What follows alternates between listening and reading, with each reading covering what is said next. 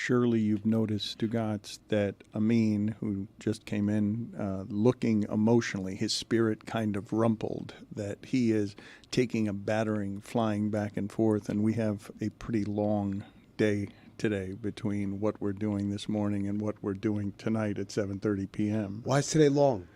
Because of what we're doing tonight at 7:30 p.m. Wait, what are we doing tonight at 7:30 p.m.? Well, that is an excellent question. We'll tell people more as the day goes on, but all we're telling them right now is that they need to be gathered around wherever it is they get their YouTube supply and make sure that they're at 7:30, that they're near some place where they can watch or hear us. That's all we're telling them so far. Their YouTube supply?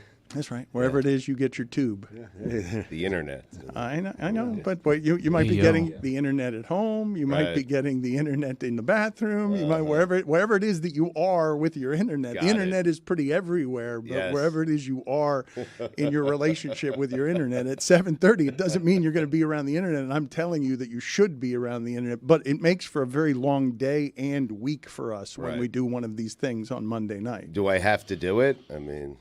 Yes. Oh, I do? Yes. Huh.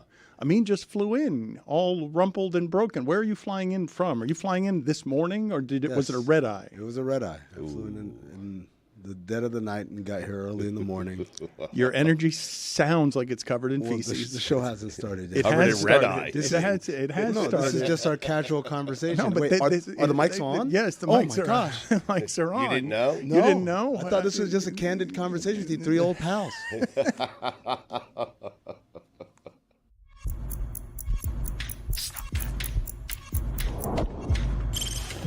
Stop that. Stop that. Stop that. I hear him chat to the noise. Move too quick, can't stop for the talking. I hear him chat with the walking. Just too sharp with the prize. White girls let it tell me I'm awesome, yeah. Hot like fire on the pan. If you wanna touch my please use caution. Cold like 0 degrees. I'm out the cage, gotta let out the beast. Revolutionary, gotta let out the streets. Locked in a cage, I'ma let out the sheets. We came for one, man, forget my peace. You take the west, I'll take on the east. I'ma put them in the cage, never let out the. I hear him chat to the noise. Move too quick, can't stop for the talking. I hear him chat with the boys. Man, so tough, but man's keep walking, yeah. Just too sharp with the prize. White girls, let it tell me I'm awesome, yeah. Hot like fire on the pan. If you wanna touch my please use caution. Stop that. Stop that. Stop that. Because he came in on such an early flight, Amin was lamenting under his breath that he was not able to see what I believe was the sports moment of the night last night, even with the playoffs in full force in basketball and hockey. The Tom Brady roast, a televised event, an unusual event, big weekend in general for Netflix. They open with a crappy Jerry Seinfeld directed movie that is going to be popular but isn't very good. And then Cat Williams goes live. Cat Williams goes live on Saturday night. And then last night, I'm really curious what those numbers will be because I enjoyed that everyone involved allowed that night to be. I love the roast as a comedy vehicle, but there were a number of things last night, a number of jokes told that I didn't think were allowed anymore. I was surprised, man. I'm with you. I was surprised Brady allowed people to go to certain places. It was crazy. Dan, and you're going to have to excuse my energy. I have come in off a red-eye flight, so my energy is a little low today. Mm-hmm. But here's the thing about that roast. This is how I know it was a big deal. It wiped out Kendrick versus Drake from my timelines. It just cleared it all out. I didn't see one more Kendrick versus Drake post as soon as that roast went live. All I saw were clips in that roast. People loved it, Dan. You know why? Because they've been starving for something that feels real. You know where we're living right now, guys? Demolition Man. Jeremy, have you seen Demolition Man? No, of course not. Oh, man.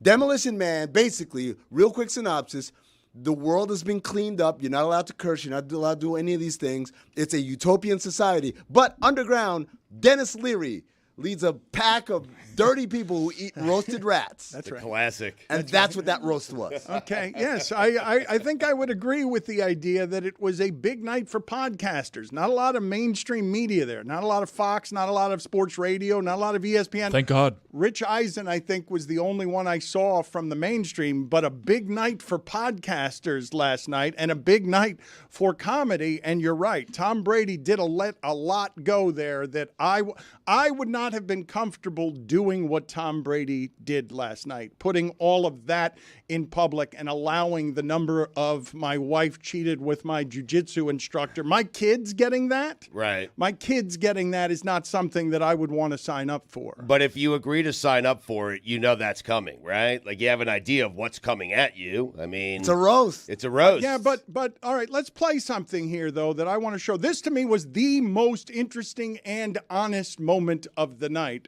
Jeffrey Ross is the roast master, and it's basic. This is the thing that he's known for. He does a great show with David Tell, Bumpin' Mics, that I like, but this is what he does for a living. It's what he's great at it, and he's in the middle of making one of the more dangerous jokes at the expense of Robert Kraft, if not the most powerful owner in the sport, the second most powerful owner in the sport behind Jerry Jones. And what happened here, Stugotz? I know there was a discussion around here.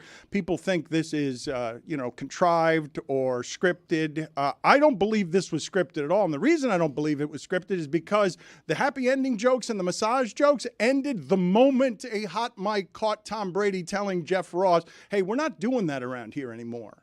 Said, I'm the best decision your organization has ever made.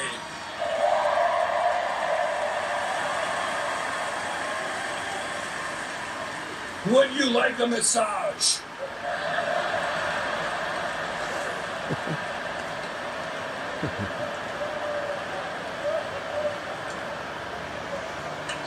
I love Robert Kraft. I promise you.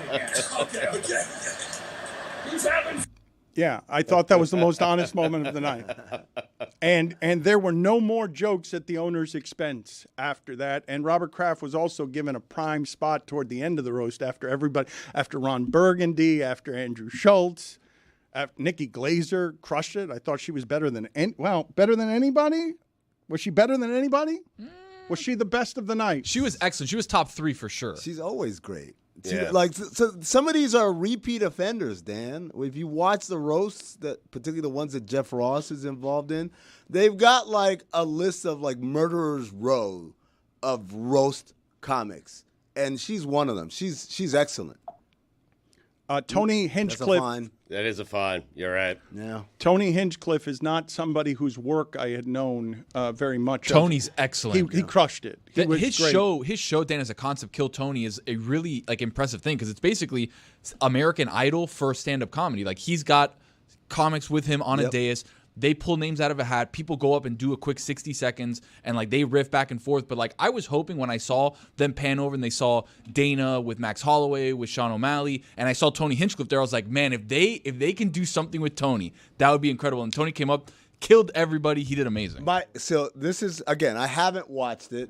How it came back to me was, Kill Tony killed it. And I was like, did they do Kill Tony at the roast? That's how I thought it happened. I didn't realize it was just Tony Hinchcliffe doing the roast on his own behalf. But no, Dan, they got a great lineup of comics there. And that's what I was most excited to see, even though I haven't seen it yet. It's just to see people who all make their bones. He's right, though. It's a great sentence. I'm so proud of you. It's like LaMarcus Aldridge losing in that game, even though they won it. No, just to see these people who are all habitual line pushers when it comes to the standards of comedy. This wasn't going to be your pithy SNL monologue, Dan. This was going to be the real shit. The shit that, again, we're eating roasted rats downstairs with Dennis Leary. Well, Kevin Hart set the tone. He did. He came on right before Jeff Ross, and he introduced Jeff Ross, and he really set the tone. And you're like, oh, my God, Brady's going to sit through an entire night of this? Well, you 3 hours. You haven't watched yet. 3 hours. First of all, a number of things are interesting about last night. A 3-hour television production of that size is very hard to do without hiccups.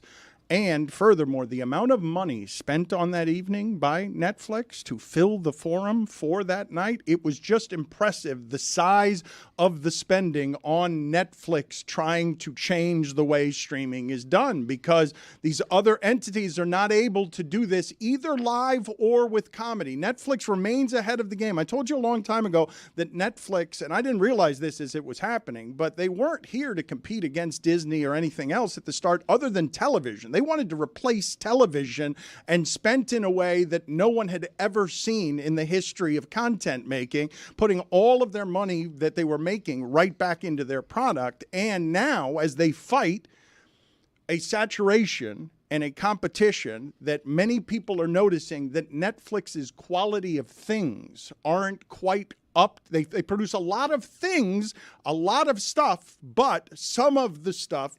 What are you shaking? It's always been like that. Well, you're acting like Netflix once upon a time was like HBO curated.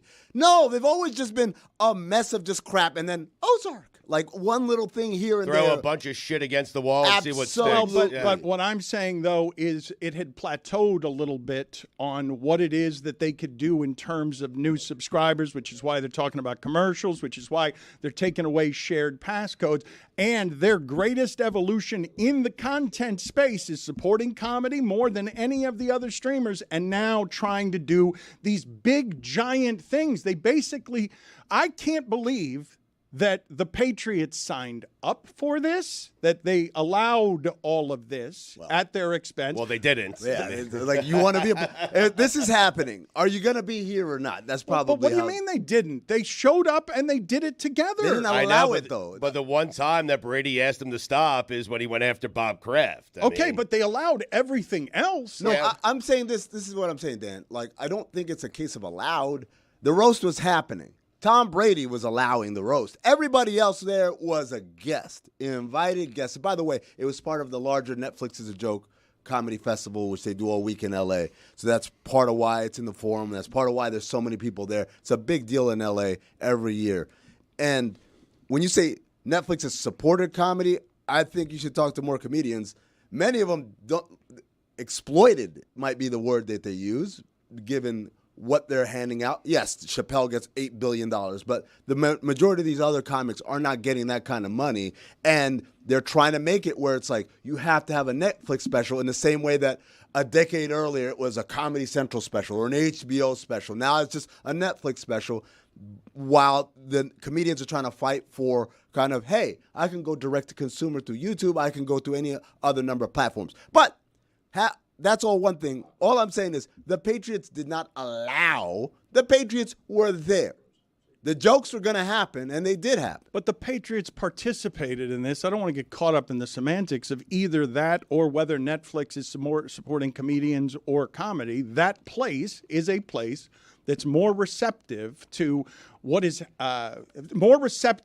providing an area for comedians to do what they did last night, which is, I'm imagining, I haven't seen the social media response, but I am imagining that there's a generation of young people, not terribly familiar with the roast concept, because it's not like it's been thriving recently, and B, that they're surprised that they're watching something that had so much stereotype humor in it. Like, those are there were a great many jokes told last night that I thought would raise a quite the objection with people who like to object on the internet to that sort of thing. Why?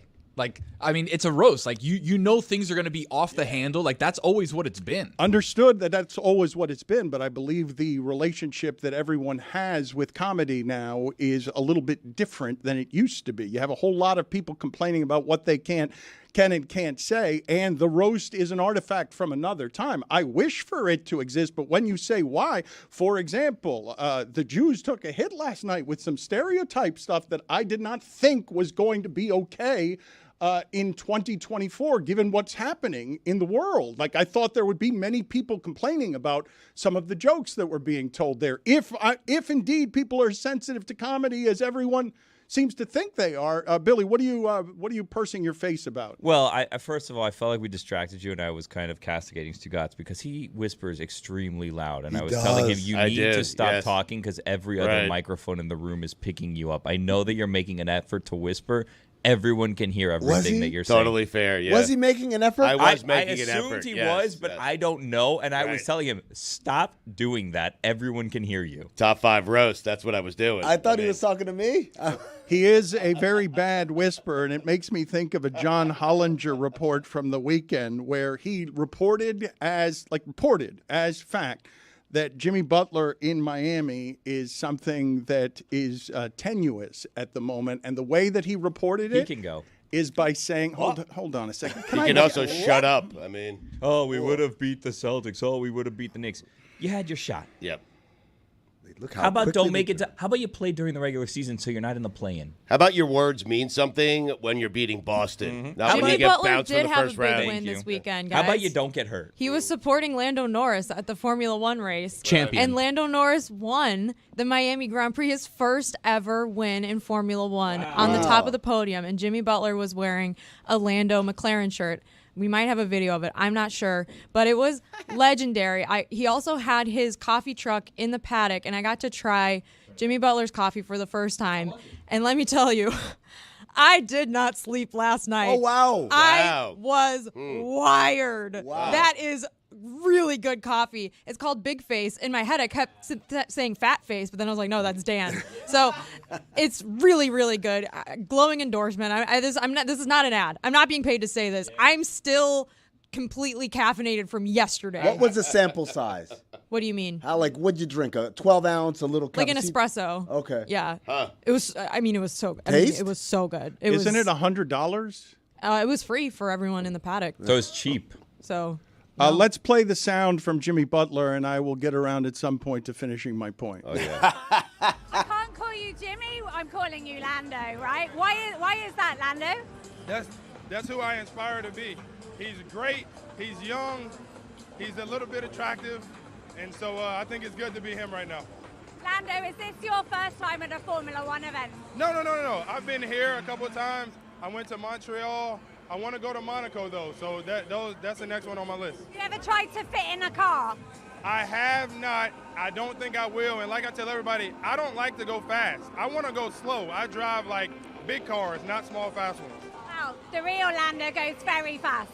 He does, and I think that's why I think I lied to you. My name's really not Lando, it's Jimmy. So that's probably why I don't get in these cars. I did not want not even one syllable of that particular sound. The sound that I want is the other sound where he's clearly lubed up at night. You can hear a little bit of the slur in his voice. His people have said that they don't know if this was at F1 or not. But regardless, here's the sound that was making its way around the internet this weekend. You got it? Yep. 1, 2, 3, action. If I was playing, Boston would be at home. New York, damn sure would be at home. Josh Hart. That mean to me. Josh Hart. Yo. Come on, man. Nah. I love Tibbs, but I don't want Tibbs. I love Tibbs. I love you, baby.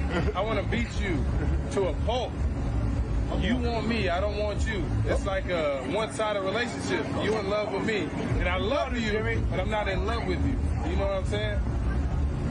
That sounded sober. What John Hollinger was reporting is, and yes, Stugotz is a very bad whisperer, but what I found funny about this report is that he's reporting increasingly loud whispers. Oh. That Jimmy's not happy in Miami and that Miami's not happy with him, or that the Jimmy experiment is tenuous in Miami. But increasingly loud whispers is a bullshit report. It just means that Stugotz is doing the whispering. I was going to say, Stugotz is the source then. We figured it out. Roasted chicken from Publix. Ooh, it's so good. Dan, I used to Light roast coffee? I used to read reports sometimes, and based on the verbiage, you could figure out who was the source, literally by the way they talk. There was one guy, I'm not going to name, but he always talked about things in terms of like a football field. Oh, it's on the 20-yard line, it's on the 10-yard line, whatever. So whenever I would see a report saying, oh, this deal is on like the 5-yard line, I'm like, That's so-and-so. And so loud whispers, I like that. That's Stugotz. Increasingly loud whispers, which makes me feel like they're no longer whispers. Like if they're getting increasingly loud, you're not whispering. They stop being whispers. I don't know how they could be whispers when there were already 2 or 3 different national reports of the same thing. So they'd already been said out loud. Now we're going back toward whispers. Increasing whispers? We'll circle back around on where and when these things and how they leak, because they don't come from the Heat. They come from the national sources, and then it just makes me assume Daryl Morey is telling people things. That's what he whispered in my ear. I mean, that's what I assume. Increasingly loud whisper, by the way. The stuff that came out on Jimmy early was not pro Jimmy, right? It was like he wants an extension, he wants a max, and he's going to be paid like $50+ million when he's stuff 36. I thought that was leaked. I thought that was leaked by Jimmy. I thought that was Jimmy or his agent putting pressure obvious, right? at a pretty good time to leak it when your team falls apart. And last year they beat that team when he was healthy. It seemed like a little bit of posturing between both the organization and Jimmy Butler, where those reports came out at the same time with slightly different angles through more local reporters. The national stuff, which oftentimes the Heat aren't really involved in, the local rumor mill starts. The national stuff, that tends to seem like what Dan's saying. Potentially Daryl Morey seeing a situation where, all right, a contract negotiation's going on. Let me swoop in here and just put out some feelers about whether or not Jimmy would be interested. He wants to pay Jimmy Butler $60 million when he's 37. Be our guest. And I say our, as the city of Miami. I'm taking up for all of us. You tell him. Exactly right. Was there a chance Jimmy was rooting for the Heat to lose? That's a fair question. Something to ponder, Tony. I mean, Put it in. Is it nicer to say nothing than to say someone's a little bit attractive? Nicer? No, just to say nothing. A little bit attractive. It's a compliment. I'd take it. I'd take it. I took that as the male kind of the straight male homophobic way of trying to say like he's good looking, but I can't let people think I'm. So I'm gonna say, oh, he's a little bit attractive. That's what he's doing. I saw that Kevin Hart did that after losing the Oscar ceremony the way that he did last night. He just filed it under white guy humor because there were a lot of blowjob jokes last night. And so that's what Kevin Hart was playing with. But when we get back to what it is that happened last night, Katie Nolan is going to join us here in a little while to talk about that and Bruins Panthers, a series that begins tonight. Drew Bledsoe is going to join us later in the show. I thought he was the best of the athletes, and Stugotz. I felt legitimately bad for the athletes having to follow comics in that spot. It's a tough spot. It's not just 20,000 people in an arena, which Belichick isn't used to doing, and Bledsoe's not used to doing, and Edelman and Randy Moss and Gronk aren't used to doing. But you also are public speaking in front of what you know is a live international audience. And to follow Nikki Glaser, like when you're an athlete, it's just to be Randy Moss and try to get up there. Randy Moss, Poor Randy. I mean, he had no shot. I mean, I just felt. I picked up my phone the moment he got on. I was like, I thought Bledsoe, did better than any of the other athletes and had to go first, which I think is a better spot to go than later once some of the comedians are killing. But all I kept saying under my breath to my wife is, oh, what a bad spot. What a bad spot for Randy Moss.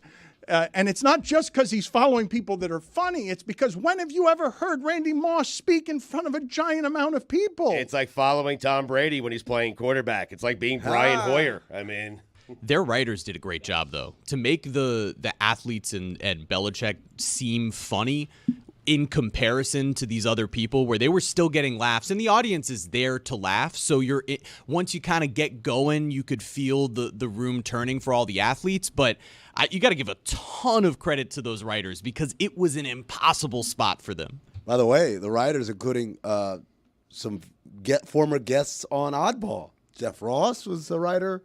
My guy Pat Barker was a writer. I believe there's one other comedian who was a writer who was on Oddball when we did our season preview, which you can catch on YouTube. Just in case you want to wonder what the comedians thought was going to happen at the beginning of the season. But you don't remember his name, huh? How did you make that so much about you and promoting you and forget a comedian's name? Wait, watch this. I'll do it too. So I didn't get to watch that much of it because I got home really late from the race last night. But I watched maybe like the first 40 minutes. My only take about this roast, when you have an audience that big and they're clapping after every 5 freaking sentences, five words. I mean, it was too long. Yeah. Tell the audience, hold your applause, guys. You don't have to clap just because Bill Belichick breathed. You don't have to do it. 3 Boston hours fans. is a long time. I imagine that Hinchcliffe and Glazer sold a lot of tickets last night to their tour. Probably you're friends with Andrew Schultz, aren't you, Amin? I am. His rise has been fascinating as someone who doesn't have a traditional special but can sell out Madison Square Garden because he's got such an internet following. That part is a bit of a seismic change, Stugotz, to see a dynasty that was covered by the mainstream media link up with the podcast community to create something creative outside of what we ever think of the Patriots or how they're built. Like, it's a bit shocking to see Bill Belichick do stand-up. It's a bit shocking. It's the most interesting he's been in front of cameras in 25 years. It felt refreshing, right? When we thought Bill wasn't going to be there, and I think I don't remember who it was that made the joke. I think it was Drew Bledsoe. He's like, "Is Bill behind me? I don't know. I can't see."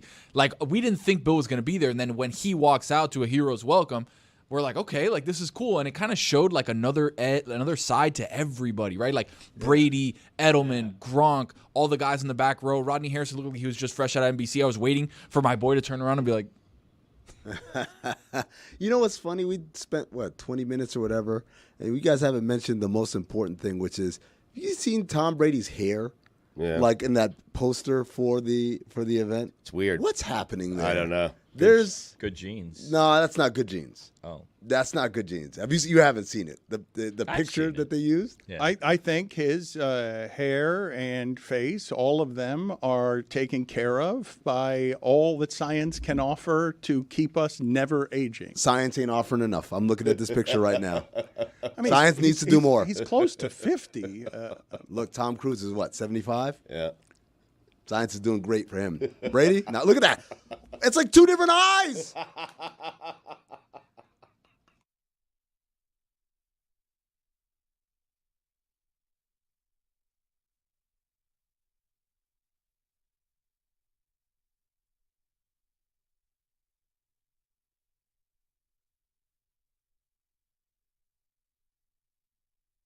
The show highly questionable, who left in scandal and disgrace after it was discovered he was not indeed a Hispanic man, but rather Doug from Des Moines, a paid actor. On Monday on YouTube at 7:30 p.m., we will have an exclusive revelation from Doug from Des Moines as he gives his first interview about the show highly questionable. You may know why it was named questionable, but not until 7:30 on Monday on YouTube will you learn why it was called highly questionable. What the hell are you talking about?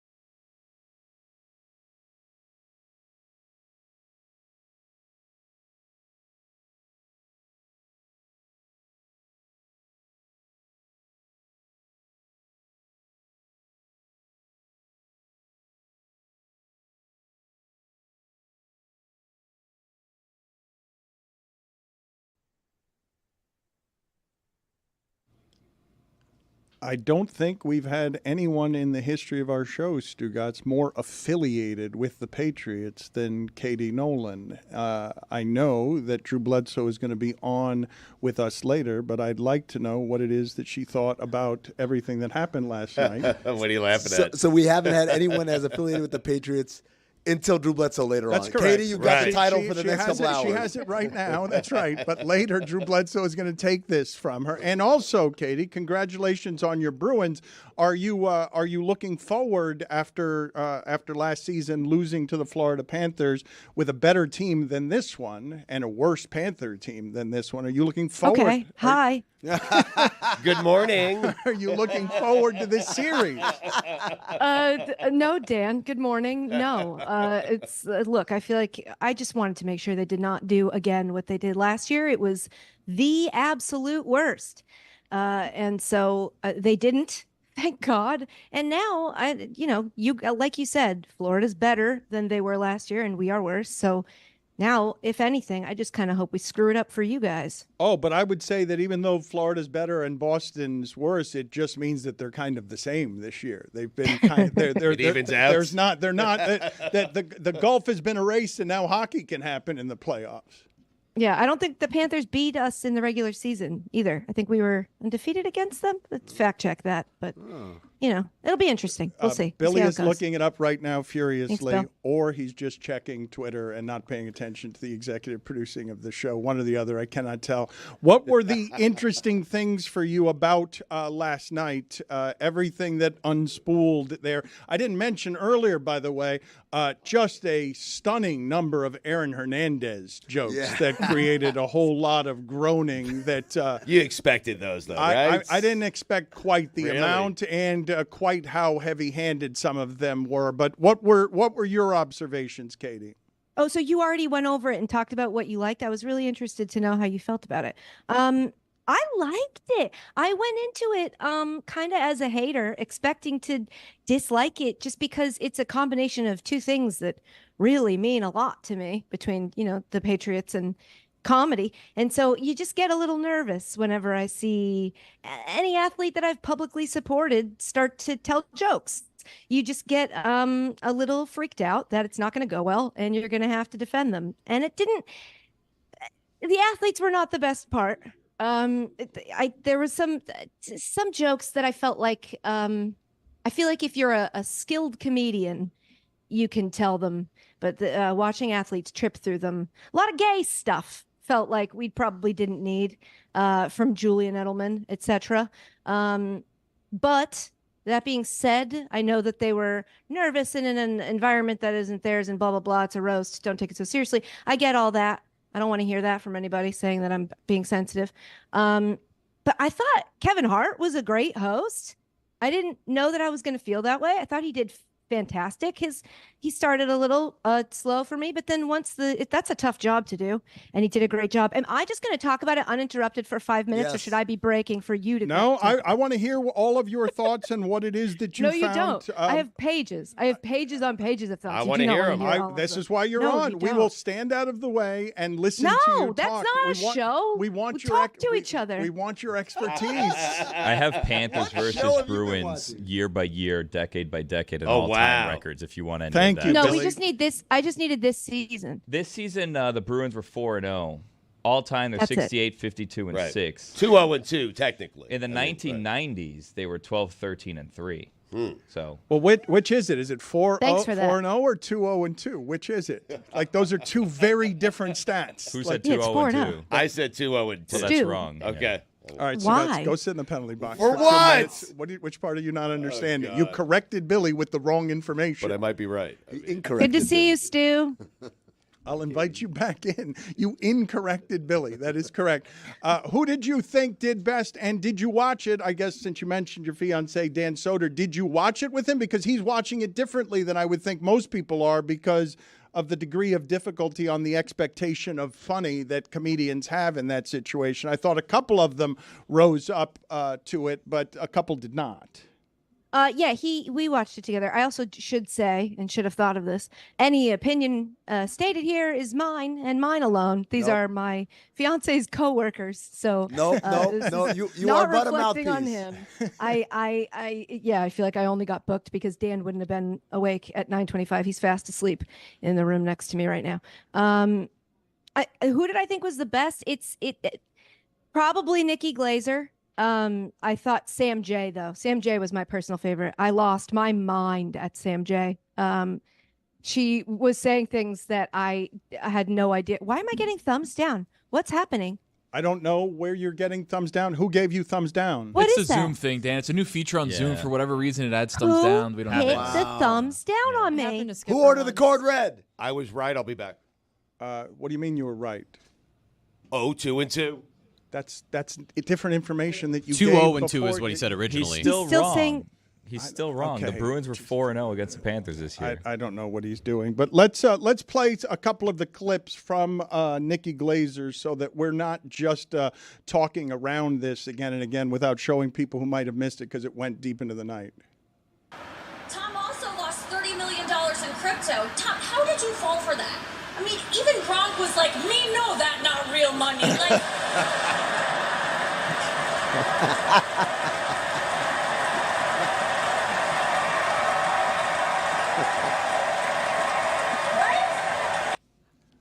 She's excellent, man. Do you guys? No, my favorite was when she said, Bert Kreischer's here. I'm such a big fan of your joke.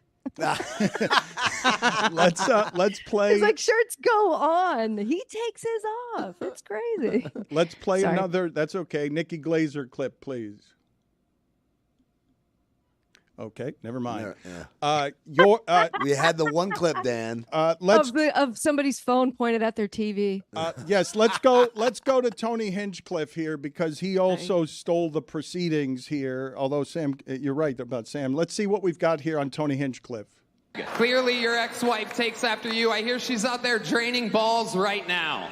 People love you, Tom. You have the same fan base as Kyle Rittenhouse. Gronk, I'm happy you could take a break from writing Santa letters to be here today. I knew you were here when we were all out of chocolate milk backstage. You look like the final boss in George Floyd, the video game.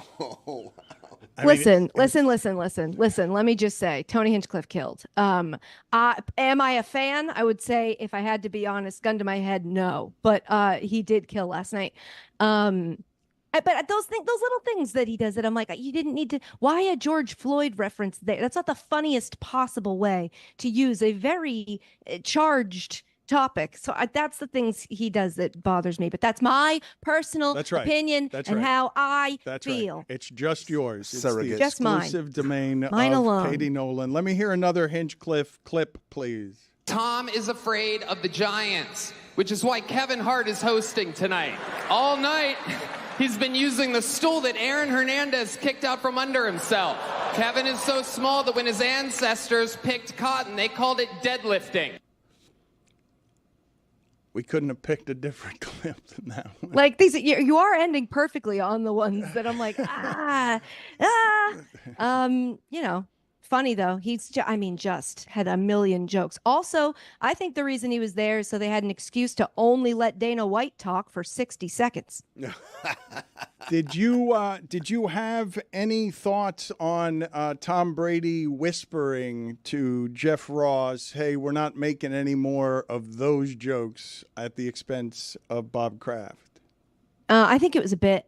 I don't know for sure, not confirmed, but I feel like it was scripted. It felt like on purpose. The reason I didn't think it was is because there was nary another joke made on that subject the rest of the night. Unless you think that is true. Unless you think they were going to address it the one time and that's how they were going to nip any of the other comedians from doing it by saying, "Hey, we addressed it and then we let it go."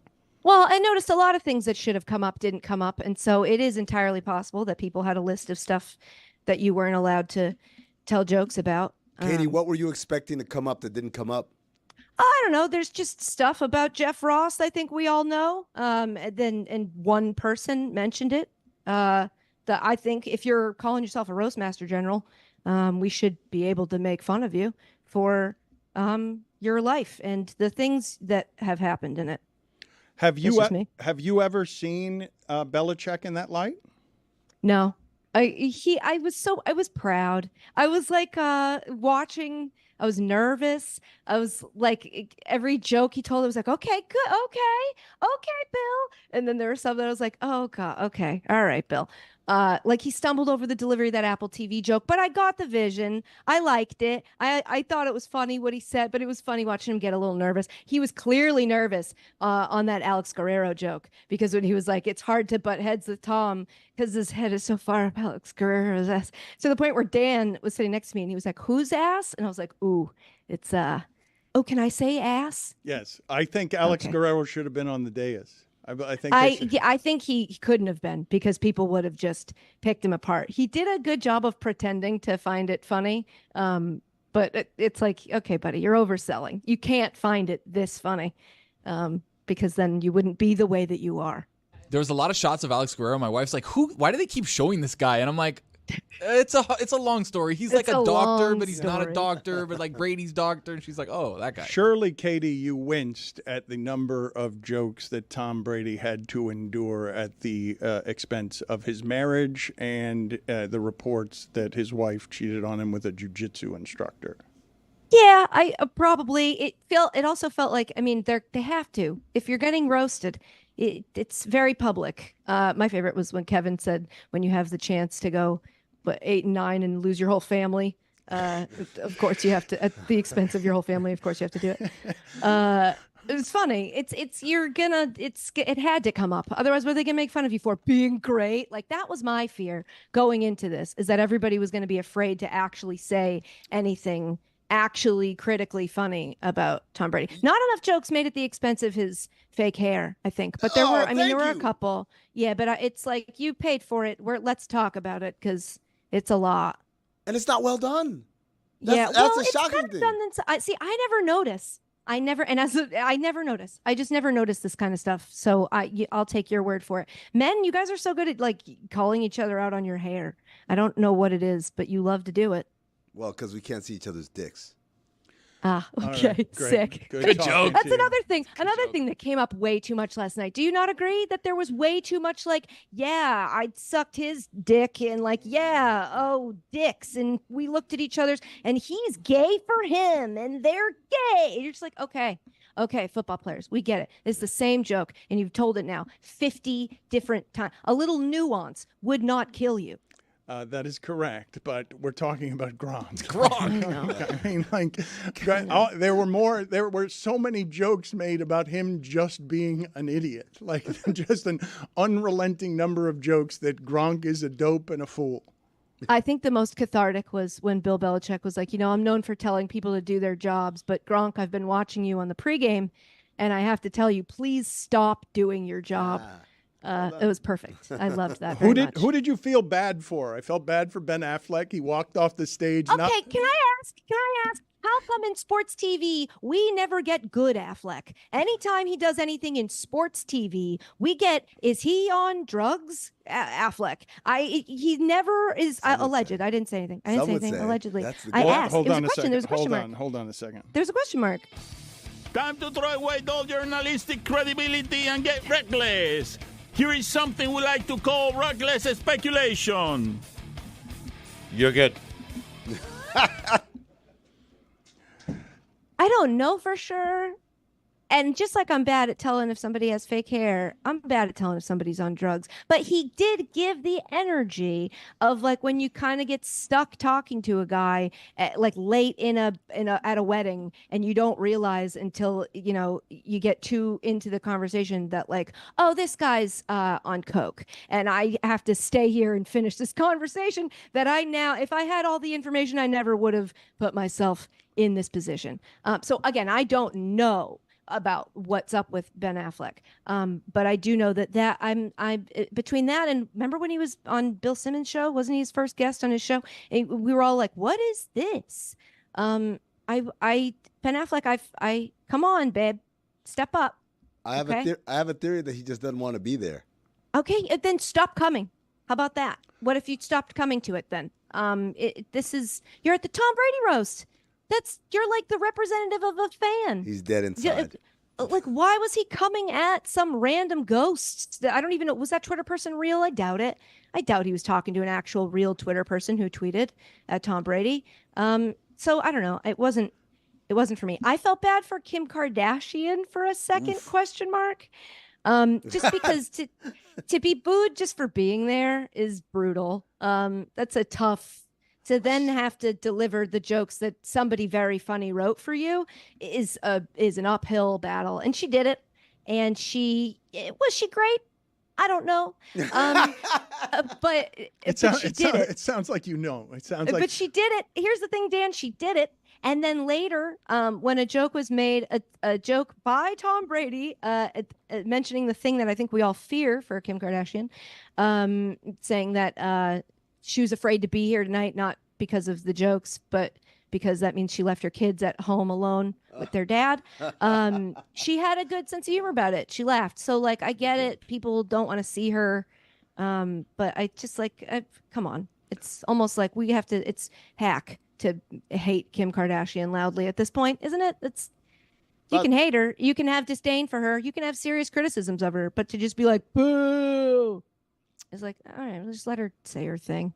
Just to put a bow on the whole Stugotz thing, these are the results of the 4 games of the Panthers and Bruins played. Bruins 3, Panthers 2. That's the first game. Second game was Bruins 3, Panthers 1. The third game was Bruins 4, Panthers 3. The fourth game was Bruins 3, Panthers 2. How many in overtime?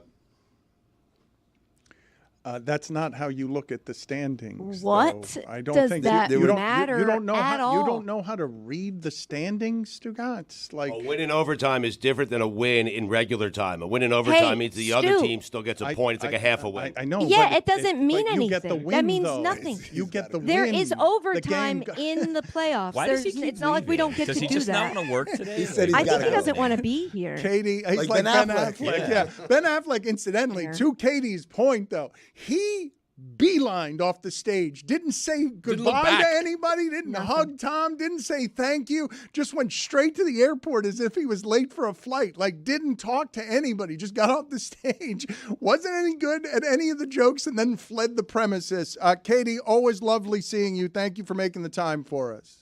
Oh, I have 9,000 other things to say. I'll go say them to Dan. Bye, guys. Thank you so much. Here, give me all of them. Yes. I want all of them. Shut up. I was joking. You have a live TV show. Guess what? Go away. That's what we're doing. That's what we're doing now. That's what we're doing right now. We're calling you on We're your supposed to break, but we're giving you the space.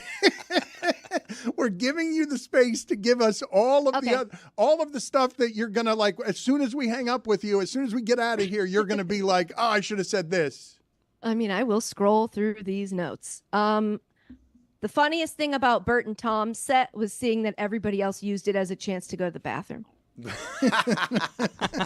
way they set up that shot so that you could see, you saw Andrew Schultz like in the wings trying to get back to his seat, and he couldn't because then people would know that he got up to pee during Bert and Tom. Tough spot for them. I did the dishes. Yeah, I didn't. Were they funny? I didn't watch them. They weren't funny, but really. it's a tough spot. You're reading the the teleprompter, and you're going back and forth. Tough spot for them. Well, how's that a tough spot? Do it alone then. You're both stand-up comedians. I agree. Do it alone. That was my one You do not criticism. have to do it as the two of you. I don't know when that became. I don't feel that they make each other better per se. You have a podcast together that's very successful. Congratulations. Oh, you make a booze together also. Successful. Congratulations. But like, go do your separate stuff because they're very different comedians. And so making them do a thing together didn't make a lot of sense to me. But again, I didn't watch it, so maybe they were great. Sam J, why aren't you guys talking more about Sam J? She was Sam spectacular. J she was great. So funny. Sam J to Drew Bledsoe, I was hiding behind my pillow when she was explaining to him what a loser he is, when she said that he's been cucked by Brady his entire life. And then he said to Brady, just fuck his wife and get it over with. That's wild. Yes. That's wild. Shout out Flatbush misdemeanors. We are going to play that for Drew Bledsoe later. See how that Thank one.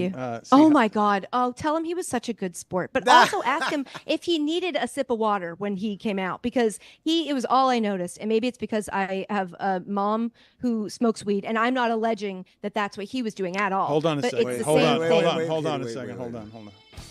I'm Time to throw truly away all not. journalistic credibility and get reckless. Here is something we like to call reckless speculation. You're good. I'm truly not saying because I don't think he smokes weed, but I could just tell. He just had dry mouth. You know, having a conversation with somebody and they're like, but he was he was drinking a ton of wine. He had to be scared. How can you not be terrified? Scared in that I spot? couldn't believe he came. He started also the cold open. I would never have said yes to that. Acting brutal, but like Wow. I mean, Belichick's acting was all of them. so Oh, bad. I meant all of them. That whole cold open, I was like, that made me so nervous for the rest of the roast. When I saw the cold open, I was like, it's going to be a long night, which to be clear, it was a long night. This was fun, but it was too long. There was too much, and I needed to be a lot shorter because it ended up taking my entire night. And I'm not being paid to be here as far as I'm aware. Too much clapping, right, Katie? It was just, it was a lot. Yeah, but they really did. The audience was either being piped in or very into it and very loud. They reacted really well. Other Sam J joke, which may have been the joke of the night, was when she told Bledsoe that the only ring he has is the one Tom won for him. So just like her strap on, just because you wear it doesn't make it real. It's amazing. And then, by the way, Kevin Hart got up and started saying what he thought Sam J's boyfriend might look like, and I was like, Kevin. Yes. Kevin. I don't know what was the best joke of the night if you guys had to select one, but Schultz saying to Dana White of the Gisele Bündchen divorce that he recognizes, what it's like to steal half the purse of a Brazilian. Chef's kiss. Excellent. That's on a cross-country flight, by the way. He did MSG Saturday night and flew Sunday all the way over to LA to do that. He's got a great face for comedy. Great face for comedy. I mean, that haircut's got to go. I know he does it so people will mention it, but I hate it. It's brutal. It's just like, we don't need it. Just be funny. But he does look like he's out of the 1930s, a black and white railroad. Yes. The guy who strapped someone to a railroad. It's like a mixture of like Peaky Blinders and Proud Boys. Yeah, in all the worst ways, in all the wrong and bad ways. I will say, though, let's give credit where it's due. He's the only one who made a Jeff Ross joke. He said that he reminds him of the guy from the Operation game because when kids touch him, he lights up. What else? What else do you have in your notes that we need that we need to get to? Because I want you to empty the clip. How did you guys feel about Peyton Manning?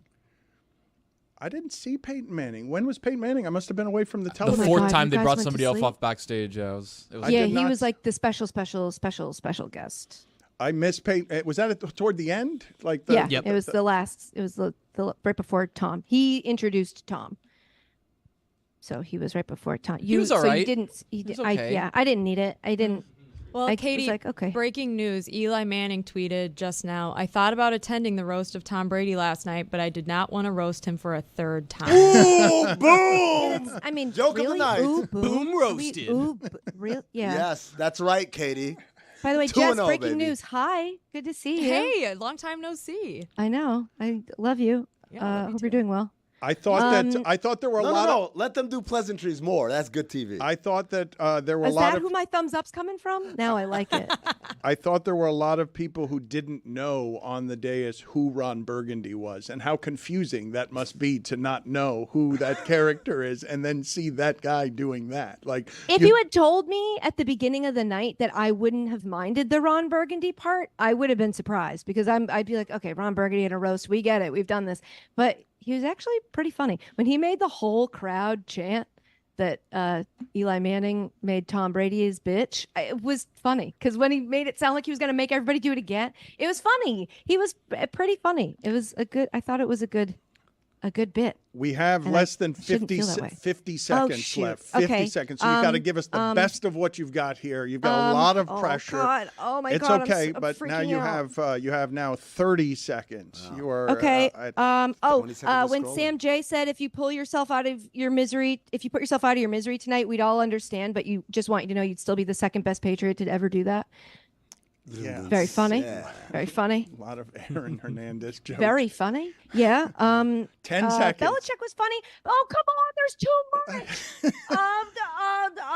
5 seconds. Dana White bombed. Dana White bombed. Dana White bombed. Jokes. All bad. Nobody laughed. Dana White bombed. Okay, bye. I'll text you the rest. Hello, this is Dan Batard, and I have been granted exclusive access to the home of Doug from Des Moines, a man formerly known as Poppy on the show Highly Questionable, who left in scandal and disgrace after it was discovered he was not indeed a Hispanic man, but rather Doug from Des Moines, a paid actor. On Monday on YouTube at 7:30 p.m., we will have an exclusive revelation from Doug from Des Moines as he gives his first interview about the show Highly Questionable. You may know why it was named Questionable, but not until 7:30 on Monday on YouTube will you learn why it was called Highly Questionable. What the hell are you talking about?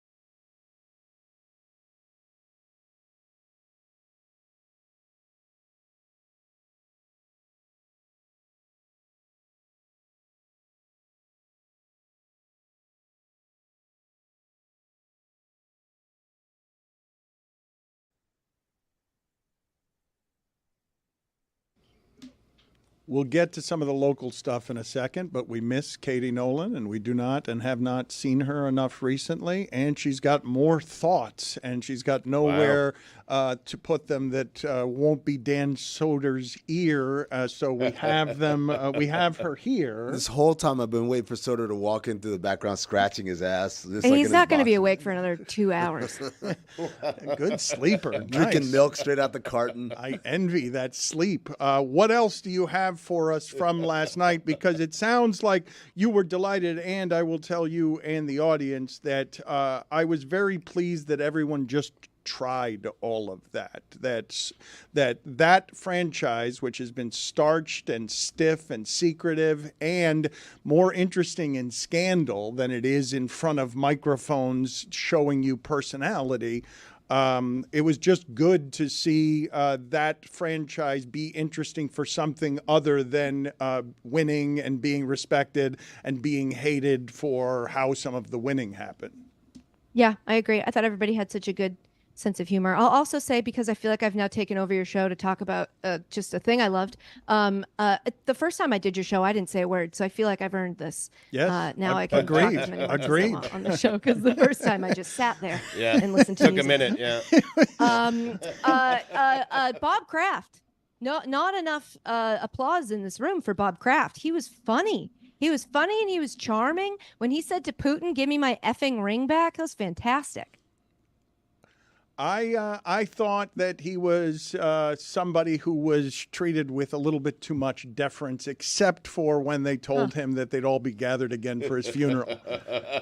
Which, again, the delivery of Julian could have used a soft touch, but instead he was like, figured I'd see you all at his funeral. He's not a comedian. Yeah, I know. He's a slot receiver. I mean, I don't think of Edelman having a soft touch with his speech. That's not one of the talents in his toolbox. Rodney Harrison, did anybody look more like they didn't want to be there by the time we hit the 2-hour mark? He was just like not into it. And I get it, because having to sit there and watch that whole thing, it was so long. If I had to be watched while I was sitting watching it, I'd be exhausted. You're supposed to get loaded, right? And just make side jokes with the people on the panel. That's how you do it. Yeah, but they had too many athletes up there to do that. Oh. Like, I get why they had the athletes up there. I was happy that like Nate Solder was up there for when Belichick was going, so that he could roast them in a way that was very funny, because we don't really talk about players in those positions. But for like a dais, it was too many athletes. That's like class, it felt like, for them. They had to sit through class. The only person who looked more upset to be there than Rodney Harrison was Belichick during the portion where Kevin Hart made him take a shot with Bob Kraft, because he looked like he wanted to kill someone. And I think when I was like, hey, I really love Kevin Hart hosting this, because I thought he was sweet. I thought he was just like, hey, I noticed you guys are really far apart from each other. Why don't we get a little closer, do a shot? And that had already come after the shot between, what was the first one? It was Tom and Gronk. Gronk, who spiked a glass shot the glass shards went on everywhere. A stage where the tables were right there. Yeah. It was like the dumbest thing. And then to hear Kevin Hart go, yeah, no, we'll clean it up, Gronk. It's okay. While we're talking about this, one of the funniest moments was when Kevin Hart said, it's crazy you guys let him come up here by himself. Good job, Gronk. You're doing good, Gronk. He had to like talk to him like a child, because Gronk at one point was supposed to pull out those shot glasses, and there was a different prop that was there for later in the night, and he took that out, and Kevin had to get on the mic from the dais and be like, no, not that. Put that down, Gronk. Okay, take out the other. Him being dumb was just a very, very funny recurring beat of the night. There was Stu, that. did you watch it? Did you like it? Sorry, Jess, I want you to talk. Good. Never mind. I did. I said, yeah, go, Jess, go ahead. You answer her question. I want to hear what you have to say first. Well, I was going to say, I did watch it. I watched like the first 40 minutes, and I thought Kevin Hart was great because he really set the tone. He let you know right away that there is nothing, except for Bob Kraft and massages, there is nothing here that we're not going to go after. There is no one here we're not going to go after. And for that reason, I thought it was great. And I also saw Tom Brady, and I'm with Dan on this, the fact that that organization allowed themselves to be open to doing this and laugh at themselves, I thought was very refreshing and a good look for every single person involved. Yeah, I thought that it was fun when Jeff Ross had to explain the forum is how Gronk counts to 4 or not counts to 5 joke or whatever it was afterwards. Katie, do you feel like they were all really hungry? Like they were sitting up there for 3 hours. Yeah. They probably had to put on their nice suits like an hour beforehand, do hair and makeup. They probably hadn't eaten in hours. I would have been so hungry. I would have been hangry, although most of them probably also on Ozempic, so maybe appetite suppressed. But I just got a sense that Rodney Harrison at the end maybe was just a little hangry. Yeah, especially the athletes. I feel like there's no way they're usually going that many hours without at least a bar or a handful of a trail mix of some kind. It was had bowls too long. Of protein bars, yes. Yeah, you got to feed them. What else? We've got to get out of here, Katie. So no, you don't. There's so much. You still There's have so more. Just 8,000 to go. You still have. I'm surprised you guys didn't want to entirely focus on the fact that when Brady was like, if you just gave the, what was it, 20 million or whatever to me, I would just admit that I deflated the balls. You didn't 20 million. I figured that would be the whole focus of your show, would be that he admitted it, and then you'd like harp on that for a long time. Is that not? That we did not do that. We didn't mention it. The 20 million spent on the investigation to try and catch them. He was saying if you just handed that money over to me, I just would have admitted to doing it, and we could have been done with the whole thing. I think in the context of a bunch of joke making, though, I don't think that would have stuck as news. Tom Brady admits to cheating. We all knew it. No news. Well, okay. How about when Tom Brady, funniest man alive, said he asked Bills fans how they're a mafia when they have no ring to kiss. Ooh, got him. Right. It was so starch and just Sadly well, delivered. but this is the poorly delivered. He was he was like a robot. It was telling jokes. terrible. Oh, which reminds me of another Sam He J is a joke robot. that we haven't even talked about. When Sam J said that she was afraid of AI taking jobs, but Bert Kreischer proved that a machine can't write a good script. Tom Brady's gonna be a robot because he's a robot, and that's like, again, we can critique all of this, and one of the things that Tom Brady fancies himself is someone who mocks the critic because he's the man in the arena, and he. Of course, we're going to watch what he does and critique it, but it's almost something that he can't be good at. The expectation of funny in that circumstance, speaking to people, is such a hard ask for anyone who's not a comedian that, of course, he's going to blow the lines and not deliver stuff the way that a comedian would deliver it. Okay, but Colts are just Broncos who don't fuck. It's such. You remember when Tom Brady was like, "Guys, I'm going to be a stand-up comedian." Everybody's like, "Wait, what? Are you serious?" He's like, "Don't worry about the $375 million. I don't want to do that anymore. I'm going to be a stand-up comedian." We were like, "There's no way he's good at that, right?" Yeah, right? No, he's not. I didn't come away from this being like, "Oh my God, so personable." I was like, "Oh, he could take a joke and he'll tell a joke." His whole thing was weird. I feel like it was kind of one longer scripted bit of him like bloviating and talking about how great he was. I thought parts of it worked, but overall I just would have rather he told jokes instead of giving a whole big speech. We get it, you are great, but I don't need Tom Brady to tell me that he's great. That's why we're here. Like when he said I think he said to Belichick, like when somebody wins the Indy 500, I'm not like who put the gas in your car. Trying to say that that's all that Belichick had to. I don't know. I know it's a complicated relationship, but I was just like, meh.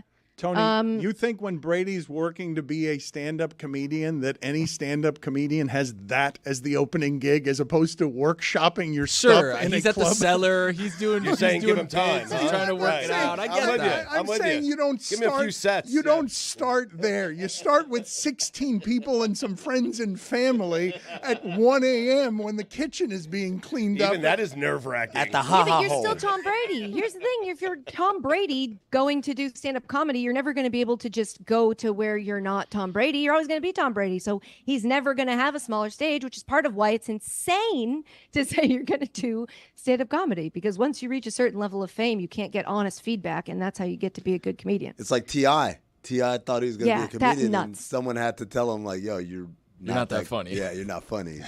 Who had to tell him, though? Who told him? Someone who's not with us anymore, I believe. Katie, good seeing you. Thank you for being on with us. We like seeing you around here, so stop by more often.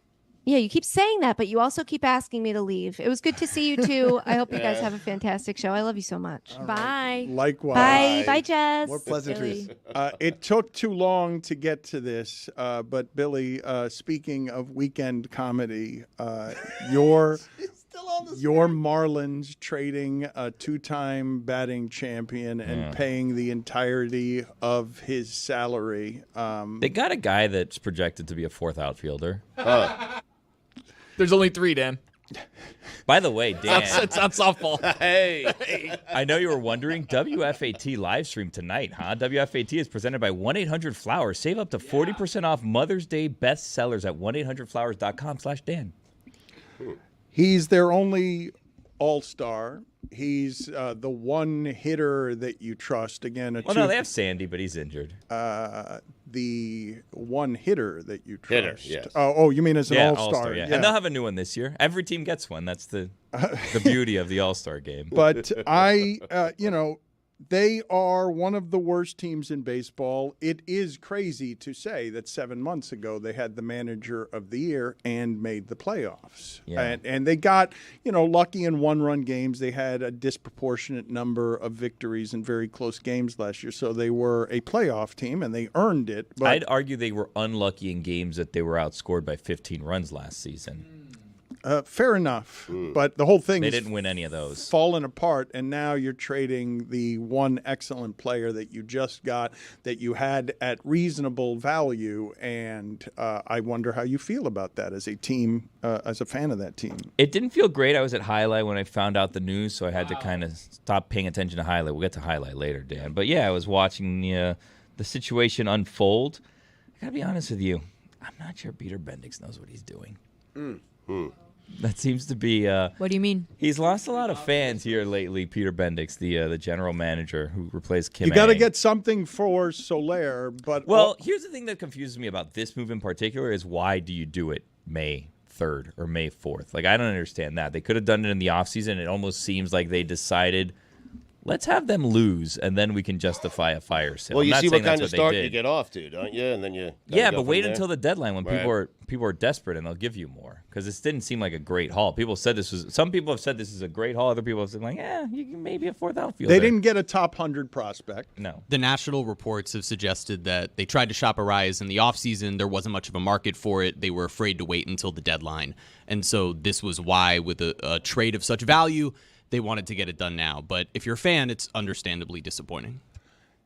To see the Marlins be sellers as April ends, like Sellers in May. Sad. I mean, that is. Here's the thing. And you're paying for a guy. He's getting 4 hits for another team. I mean, nostalgia a little bit. Can I just look? Here's the thing. If you are the general manager of the team, president, baseball operations, whatever the title, right? And you're here, and you're apparently the one that's going to be the person that speaks on behalf of the team. Don't say on May 3rd, it didn't seem like we were going to make the playoffs. Even though, like, everybody knows, you can't pull the plug on May 3rd and trade your best player and be like, it didn't seem like we're going to go. How many months ago were they in the playoffs with the manager of the year? Was it 7 months, 6, 5? Like, how many months ago was that? I don't know, October, November. they're 15 out. I mean, it's early. 162. Yeah, I mean, the Good bounce disappointing back win yesterday, I'll say that. Yeah, they won 12-3. How about that? After losing 20-4, so still negative run differential. But They're worse than the A's. The extremely the disappointing A's are part good. The A's are good this year. The A's are good. They're that better. They're not good. They're better. They were bees. supposed to have this year be sort of a tweener year, right? Like all of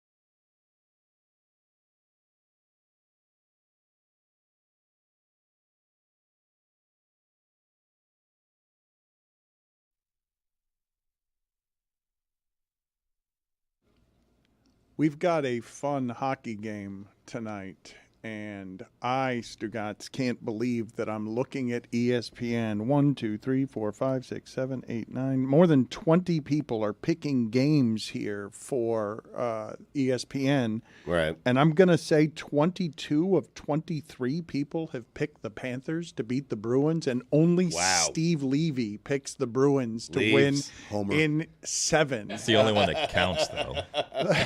Yeah, who else is picking? Mark Messier doesn't count. The Messiah. PK Subban doesn't count.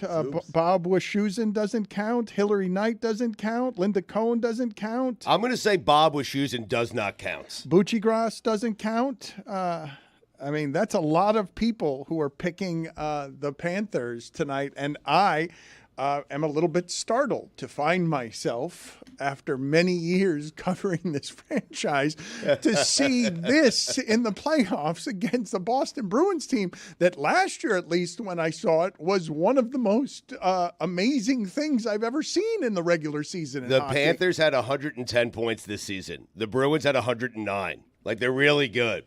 Having 22 of 23 picking the Panthers, that's crazy. That's insane. They have expectations now. This team has expectations. I guess that's a good thing. Dan, I'm worried that you may get too invested in this, and what I need to do is that I need to invite you to where Tony and I are, and you need to not care about this until you get to the Stanley Cup final. Right. That's what you got to do. You got to one-up what you did last year. Don't ride the highs and the lows, the emotional roller coaster. It's going to be too much for you at this point. You don't need this. Focus your energy on other things. The Marlins. Focus your energy on other things. Don't do that right now. Get to the Panthers when you need to get to the Panthers, and right now, you don't need to get to the Panthers. You're keeping an eye on them. Exactly. They're in the back. They're right there. You can see them in the mirror. You're like, all right, I know you're there. I'll get to you when we get to you. We got other things important now. You toss one but and later. Was that icing? And then you just keep it moving. Yeah. That's all you got to do right now. Now, when do you get to them? Stanley Cup final. Yeah. Playing for a championship. That's where they were last year. What if they're down 0-2 to the Bruins? Let's just no. Then you don't start paying attention. With two home losses. No. What?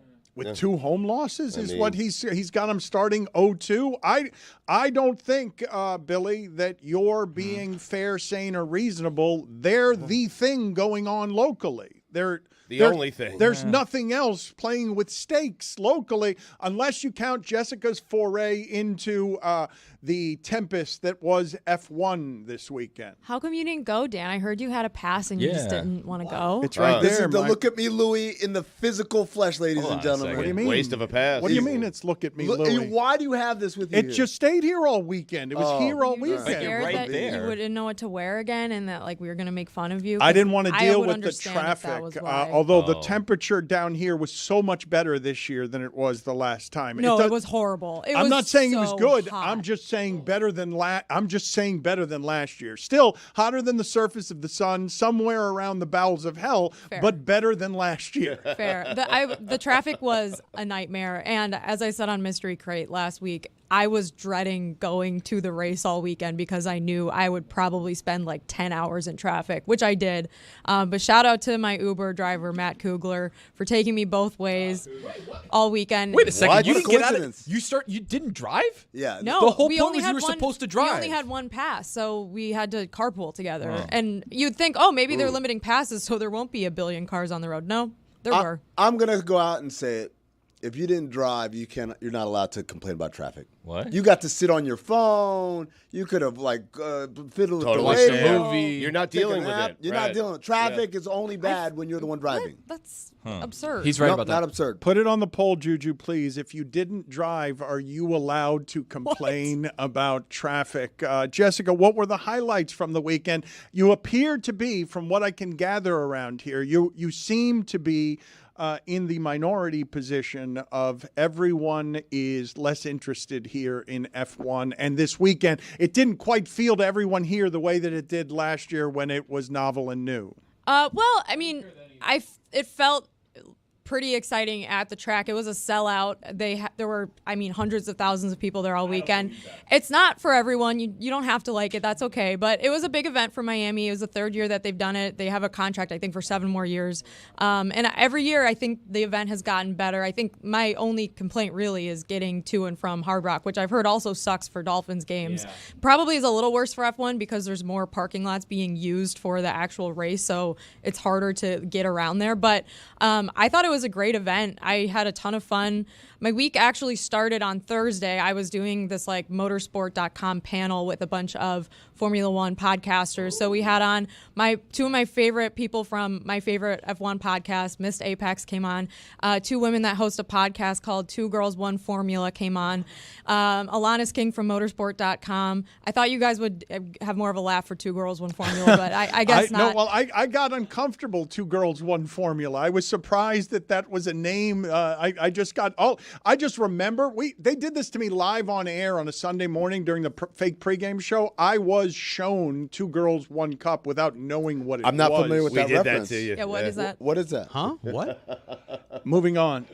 So I had a really great time. I met a lot of other faces in F1 media. It's always interesting going to a international event like this, and people kind of treat me like I'm an alien because we cover American sports. We cover basketball and football and all these things, and the motorsport world is really everyone kind of is in that world. They're very dedicated to motorsport. So it's funny. They're like, wow, you cover all the, one of the British media people is like, you do sports ball. What is that like? Jessica, I was waiting for you to come with you cover the American sports. It's very cute how you chase a ball and put it in a basket. It is funny though, because there's it truly is such an international sport, and they're all inside. The Team Villages is inside Hard Rock Stadium, and there's a huge Miami Dolphins logo in the middle of the field, and I'm like, how many of these people know what this logo is and what this league is? What is this? It's so funny, fish? But I had a really good time, and I think that the event was pretty awesome this year. Ended up being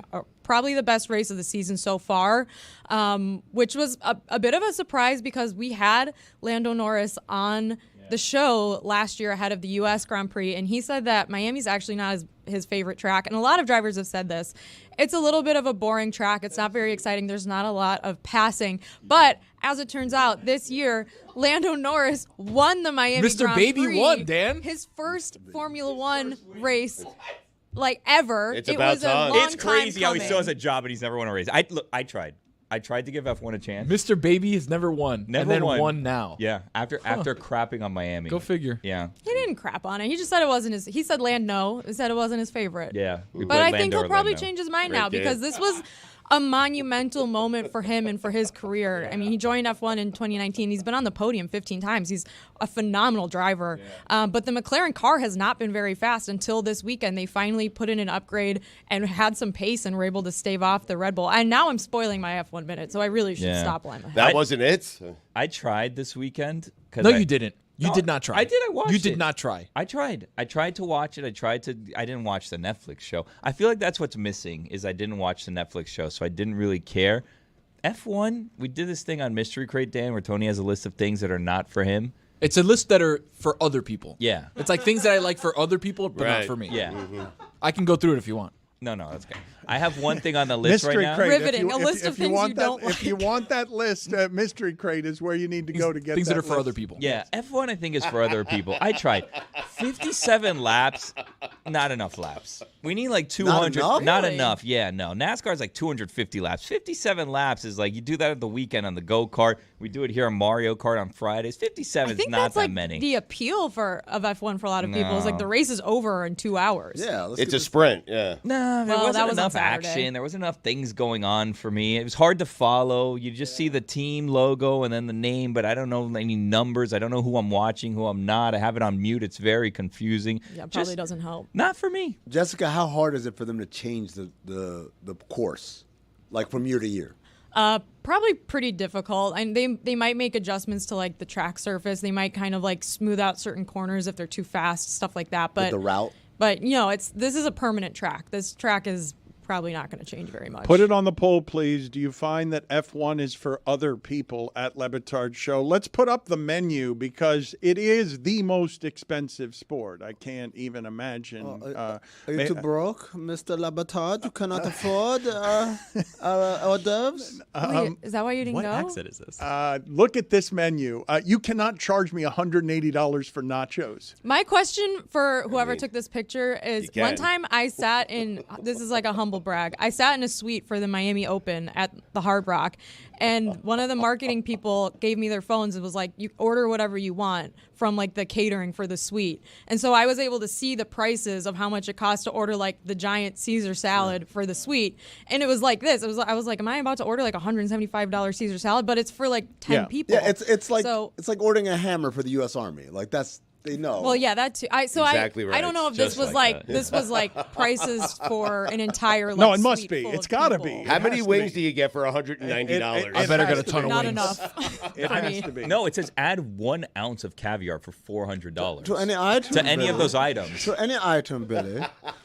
What are you not new one. understanding? What? Americans are so cheap. So Stephen Ross was He's just... Anna Delvey. He was offered $10 billion for the Dolphins and F1, and I guess 10 is doing. He's like, nah, I want my family to have that.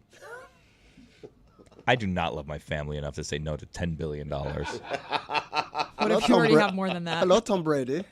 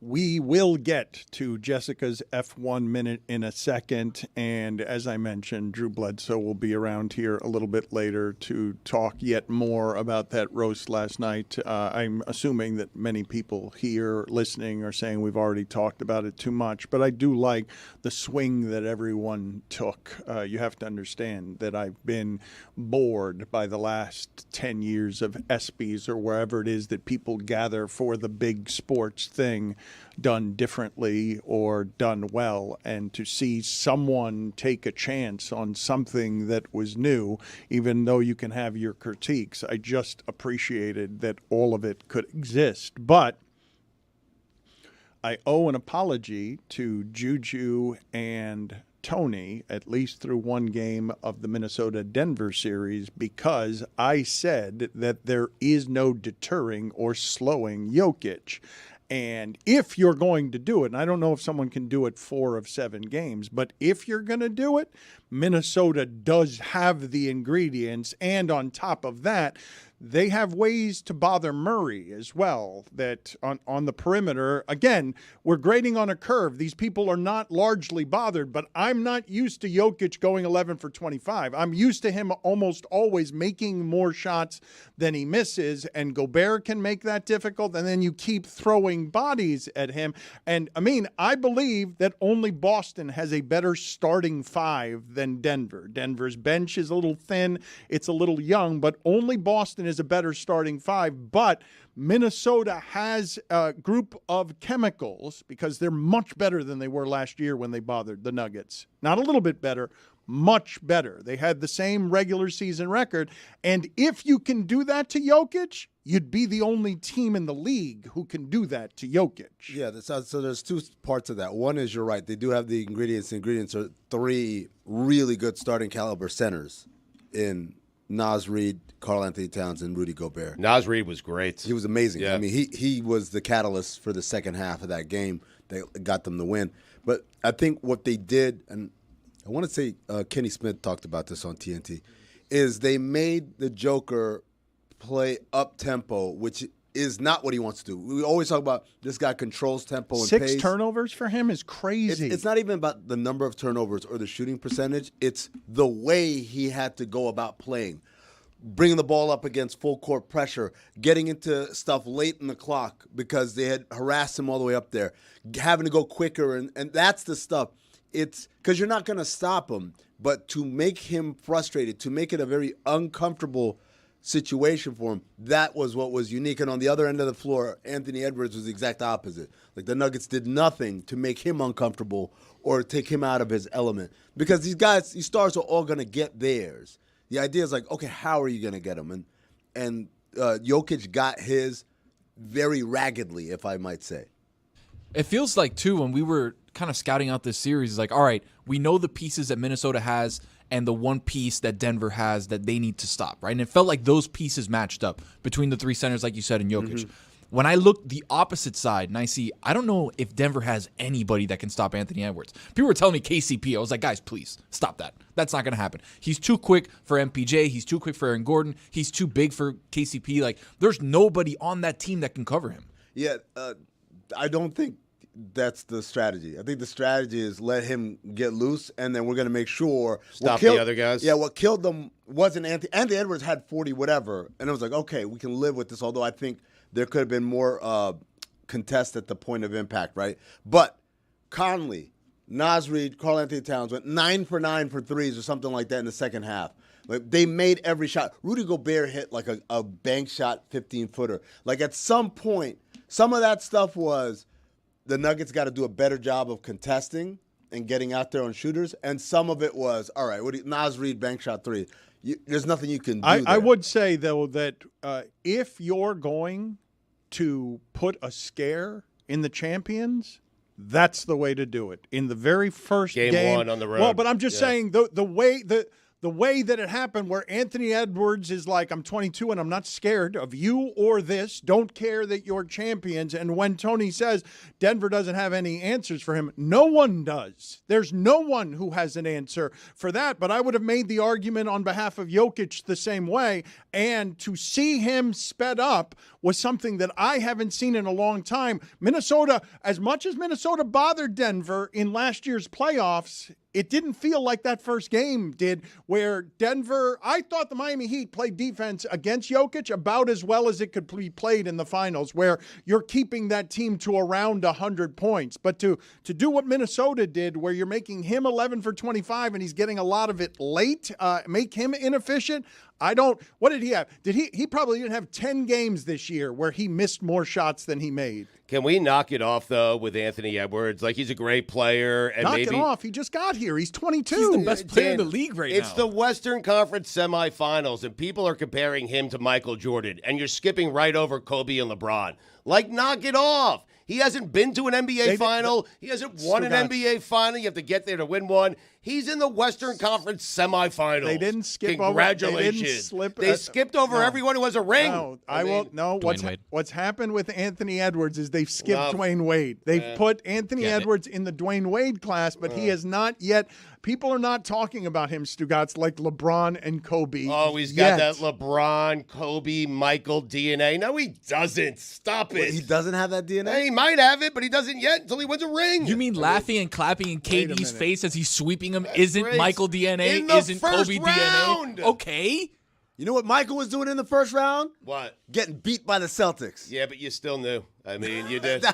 I need to be clear on a few things. No one knew anything. They were calling Michael Jordan a ball hog when he was scoring 63 points in a loss to the Boston Celtics. Speak for yourself. I knew. But more than that, you never credit the loser in a loss, Stugotz. The next time you do it will be the first. Your scoreboard is the ultimate argument maker. But Anthony Edwards, Amin, please tell us what it is that we're witnessing, because this player has been put in the stratosphere with Wade, and Stugotz is claiming right here in front of us that he doesn't have the DNA for it, and that he won't get that DNA until it needs to be in a few weeks when the schedule arrives, and then the DNA will arrive. Right now he doesn't have the DNA, but in a couple of weeks, just based on the schedule, he might be able to acquire the DNA. Bezos will have it shipped in during the finals. This is how DNA works, okay, no, it's not. It's the exact opposite of how DNA works. Like, you have it all wrong. It is the way DNA works is you're born with it. That's the way that it works. It's not based on the schedule. No, that's how it works. Okay. You Are you a scientist now? Well, you're not. It's not that I am, it's that you're clearly not. I'm not even closer to being a scientist than you are. It's just that you are the opposite of whatever a scientist Rushing is. away from being a scientist. You're hurtling. That is correct. It is just very far from wherever the beakers and the information are, the experiments, the testing. When you say something like he can't have the DNA for a couple of weeks and he's 22 years old, this suggests that right now Anthony Edwards could commit a crime anywhere and there would be no forensic proof. That's what you're saying. But in a couple of weeks, there might be proof. We've got a problem. You stick to stand-up, I'll stick to DNA and science, okay? All right. Thanks. Very good. We're both equally ill-qualified on both of those subjects. Anthony Edwards, though, is going to save Adidas, correct? Without a doubt. Without a doubt. This is a homegrown take right here from me. Yes. This is a Tony when special. I want you to put up the Anthony Edwards the AE ones right now. These are the best shoes Adidas, it feels like, has put out in the last maybe 10 years. I mean, as a shoe connoisseur like myself. Basketball shoe? As a basketball shoe, Yes. purely. Yes, it is the best basketball shoe they've put out in quite a while. Because if you look at Adidas athletes, Derrick Rose, James Harden, Lillard, Donovan Mitchell, Trae Young, not a good shoe between them. Ooh. You're talking about 5 guys that are stars in this league, and nobody really cares. I know they sell volumes of shoes. I know Dame sells well. 5 guys, no shoe. Exactly. I know Harden sells well, but that's just volume stuff. They have Anthony Edwards. Yeah. Beautiful shoes, by the way. I don't know if you guys are looking at them right now. There they are on the screen. Yeah, they are. They're nice. Very nice shoes. Those are the shoes that get you to the Western Conference semifinals. Those are the ones that get you It looks like a honeycomb. I kind of want to like... Yeah. Some milk. So with this, it feels like Adidas was struggling basketball-wise because obviously in soccer they do well. Outside of America, they do well in these things. And also like lifestyle for sure. But I'm talking about purely basketball. Adidas Sambas basketball are so in right now. Yes, they are. They're They've huge. never been more in. Biggest shoe I think right now Ever. selling. I'm sick of them. I need new like trainers for outdoor soccer, and I don't want to get them just because everyone's wearing them right now. So it sounds like Adidas is not going to be saved by Anthony Edwards. No. 'cause they're doing Adidas just basketball. fine. Adidas basketball was with the caveat. They had shoes that were kind of just like if you showed up to the park with Adidas, you're like, dude, what are you doing? Like, come on, put something on. But if you look at Nike's athletes, put some clothes on. Yeah, like come on, you're wearing Trae Young. You're wearing Trae Youngs. Give me a break. yourself up. Give me a break, but I'm not picking you. You got Lillard on. Come on, what are you doing?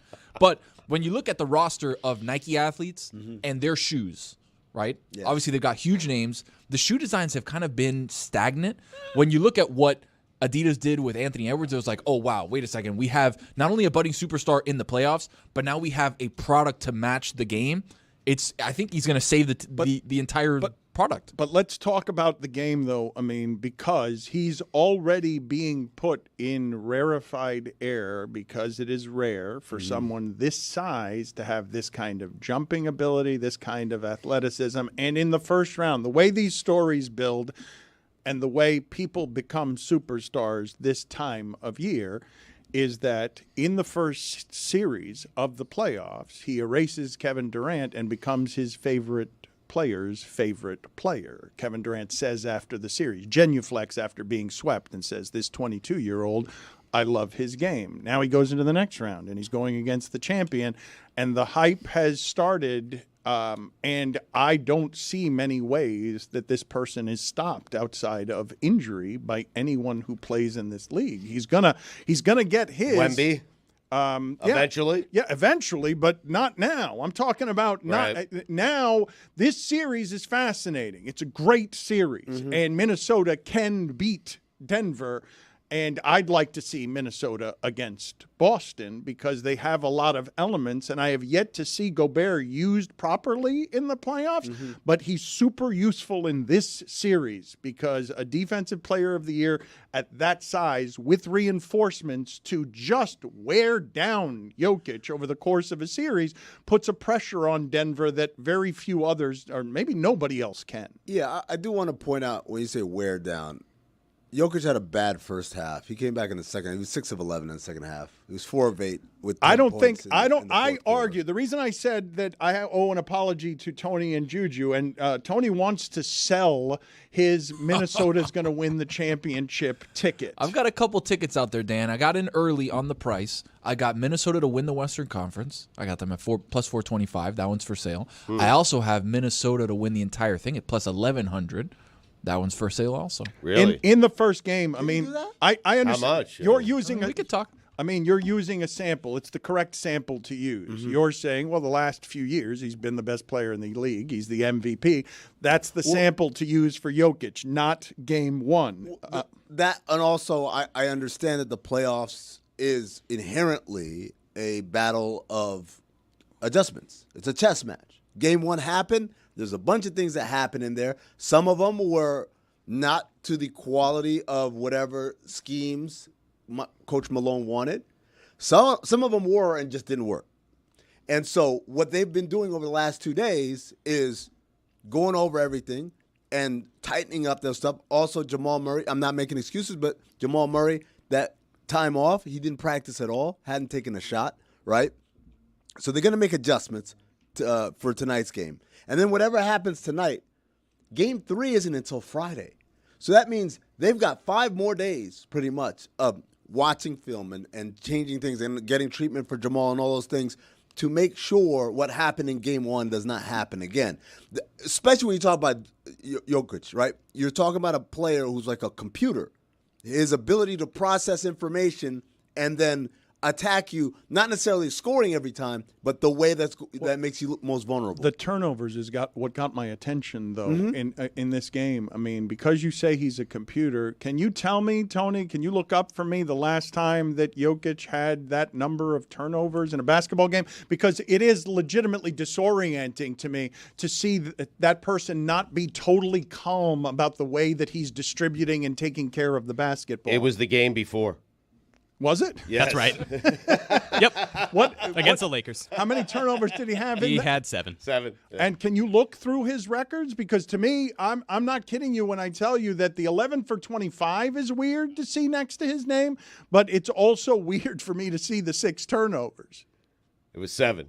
I know, I got that. You already mentioned He had that. a 9-turnover game at Memphis earlier this season. He had 4 games of 7 turnovers throughout the season. He had 2 games of 6 turnovers and 4 more of 5 turnovers. So it's like, it happens, which, by the way, when you are the focal point of an offense and you're creating, usually we see this with point guards, but it's like, it's normal to have a lot of turnovers. He's handling the ball. Yeah, he's handling the ball. Dan, I'm not trying to take anything away from what Minnesota did. They had an excellent game plan of, we're going to make him be hurried. It's kind of like a quarterback. The hurried stat. They did that to Jokic, and he never gets hurried. But what I'm saying to you also is he's not going to be like, well, let me just try doing the same thing over, and I hope it won't happen to me again. He's going to make adjustments himself beyond the schematic adjustments Michael Malone makes. Jokic himself is going to know now, oh, this is what they did to me. So when they try to do it next time, I'm going to do this. And that's what the great players do, is when they figure out this is what you're trying to do, oh, okay. For instance, for a lot of basketball players at a young level, right? even all the way up to college. You go, you play, and you're playing against a team that's very aggressive. And they're like, oh, and they're denying, and like they're very aggressive. And at college, high school, middle school level, it's like, oh, I can't, what do I do? And then you get to the pros, you do all that stuff, and what happens, the guy takes one step this way, and then backdoor cuts. And you're dead because you can't do anything. All this is just bluster. It's almost like a distraction. That's a very simplistic thing. I'm not saying that's what Minnesota is doing. Minnesota's obviously doing something very sophisticated. What I'm saying is, at some point as a player, once you've seen something and you know it's happening, you can make a personal adjustment. Hey, next time they do it like this, I'm going to cut backdoor. I'm going to come back. Or the next time they try to shove me off my spot, I'm just going to inch up, and then we're going to go into a pick and roll, even though the play was originally horns action or whatever. So these things are all going to happen. Now, Minnesota might come out and win game 2 anyway because Anthony Edwards has another great game, because Mike Conley and Karl Towns and Naz Reid don't miss a shot. Like, those can happen as well. But what I'm telling you is, it's like what you saw in game 1 isn't necessarily representative. Like, oh, well. No, but it's the combination, right? It's Naz Reid and Karl Anthony Towns going 15 for 24, and it's Jokic 11 for 25, 6 turnovers. So he's getting outplayed by the opposing center position. He got outplayed. He's not getting outplayed. He got outplayed. Right, but in the one game. But answer my question about what Anthony Edwards is, because this is not his. Not Michael. This is not yet. This is not his prime. Yes. He's going to keep getting better. Mm-hmm. He's 22, and I don't know how you stop that. So this is my camera right here. You know, take people behind the scenes here. Dan has a little fancy box right here. Stugotz has a fancy box. When he wants to talk to the people on the other side of the glass, he can just hit a button and whisper, or not whisper if you're Stugotz, right? Correct. I don't have that. So everything I have to communicate with Tony and with everyone else in the shipping container is via sign language. So Tony asked me that very same question. Dan, what's the comp? What's the comp for a guy this young doing these sorts of things? And all I could do was hold up my shoe. That's the comp right there. Yeah. Bad comp. For the listening audience, I'm wearing Jordans. Jordan 6 infrared, by the way. Yeah, yeah. Bread. I mean, you don't want to be careful there, huh? No. Look, you talk about a guy, because here's the other part about Anthony Edwards that criminally does not get discussed. He is an excellent defensive player. He's not just good, right? He is excellent defensively on the perimeter. And so it's a combination of the offense, the skill level, the physicality, the athleticism. He is the anti-Jalen Brunson in that way. Remember last week we talked about Jalen Brunson as a superstar, but you guys don't want to admit it because he doesn't have the look. That's what Anthony Edwards is. He is a superstar, and he has every bit of the look. And the look we're talking about is 6'6" from North Carolina. Wait a minute, what just happened That's there? Ray Clay or whatever his name is. That sounds like a character from The Simpsons. Yay! Barney. A little Mahomes in there as well. Jessica, are you ready for your F1 minute? I'm ready, but I think this one might go long. That's okay. Okay. 2 minutes? I don't know if this is going to go that long. It's an F1, perhaps 90 seconds. We'll see if I can fit it in. It's very important that you be accurate around here in the segment that follows me saying, how long has it been since Jokic had 6 turnovers, and it was the game before. So be totally accurate. I was unlucky for you. Cars are going 200 miles per hour. Drivers are hitting the gas without fear, and traffic cones are being smashed. And that's just on I-95, folks. It's Miami Grand Prix weekend. It's a sprint weekend, and the Drivers Academy is in town. On Saturday, Lando Norris crashes out. Max Verstappen takes the win and has pole position. Netflix announces a new docuseries for the F1 Academy. Abby Pulling takes home the hardware. 57 laps to go. It's lights out. Checo nearly takes out Max on the first corner. Oscar Piastri bolts ahead, and the blue Ferraris are in the hunt. The Alpines are buffing again. Lando Norris is going long on his tires, and he hasn't pitted. But wait, Kevin Magnussen hits the back wheel of Logan Sargent's Williams, and here comes the safety car. Lando Norris gets a quick pit under the safety car and comes out ahead of Verstappen on hard tires. On the restart, Lando stays ahead. He has fresher tires, and he's keeping Verstappen at bay with 20 laps to go. Lando has the advantage. Can Lando bring it home for the first time? McLaren tells Oscar Piastri, you better not crash. There's a 6-second gap between Max and Lando. It's the last lap. Lando Norris passes the fake Marina. He passes the Palacio de los Jugos red zone. He passes underneath the Florida Turnpike. He's down the straightaway. He's around turn 18, then 19. He's across the finish line. Oh, baby, he's done it. Lando Norris has won the Miami Grand Prix for the first time. He's on top of the F1 podium. That was a minute. It felt excellent. Just on time. Dude, excellently done. Despite all the traffic. You've gotten better and better at that. Your timing is impeccable. Very few stumbles. Excellent work, Jessica. Any other thoughts from the weekend? Because you covered the holy hell out of everything happening in Miami. I'll come back to you. Gather yourself. I'll come back to you. I'll give you a filibuster here by going to some sound Metal from Duncan. Suns owner Matt Ishbia. I want to get the thoughts here from former Suns executive Gary Amin Strusky. El Hassan. Call him Hot Pablo. You met him? On Matt Ishbia saying basically, and this is a flamboyant owner, he is aggressive. They don't have any first-round picks from 25 through 30. They don't have any second-round picks from this year. Some would say they mortgaged their future. He's a mortgage dork, Dan. Oh, wow. That's a good one. Made that joke last week. He's so proud of it. He is proud of that. That doesn't make it less good. Amin, what do you think of this sound here from Matt Ishbia when Anthony Edwards extinguishes Durant and the Suns? Oh, it's extremely fixable. I mean, let's just be real. Although this isn't a cool narrative, and the national media really won't want to play it out there, but like, ask the other 29 GMs. 26 of them would trade their whole team for our whole team and our draft picks and everything as is. Like, the house is not on fire. We're in great position. It's not hard to fix. It's not like we're like, hey, we don't have enough talent to win a championship. We have enough talent to win a championship. Right? Do we have enough continuity? Do we have time together? Like, there's a lot of things we can look at. Do we have like the right leadership in place? Do we have to add some little pieces around that? It's not like we don't have people that can score the ball, not play defense and have one champ. Like, we have all the things. And so how fixable is it? And I mean, if I read the media, I would think we have a lot of problems. But luckily I get to spend time with, the best players in the world, in my opinion, the best coaches, GMs, see like all these people, and I get to spend time with our people and say, we're in really great shape, and I wouldn't trade our team or our situation for anyone else's, except for I'd like to be playing right now. But besides that, for like how going into the offseason, I feel great about it. It's not like there's a lot of other teams that have good players that have to re-sign them or they're going to lose them or that they're unrestricted free agents. Like, our starting five's coming back. I feel very good about it. I mean, what's accurate there and what's inaccurate? I don't think 26 teams would acquire their roster in their pick situation. I think it's fixable. Is it extremely fixable? No. But is it fixable? Absolutely. It's hard, though, because they've got so much tied in to three guys that are paid a lot of money for a long time. And I think this is what I said. If I'm the Suns and I'm trying to be realistic, I think it's like a 2-year job to really get this right.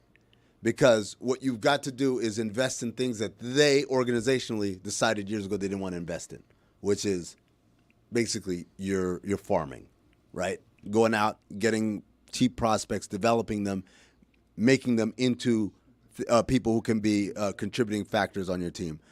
They've got so much money tied in that the luxury tax makes it virtually impossible to add to your roster other than minimum deals. I'm more worried about the Suns after listening to that.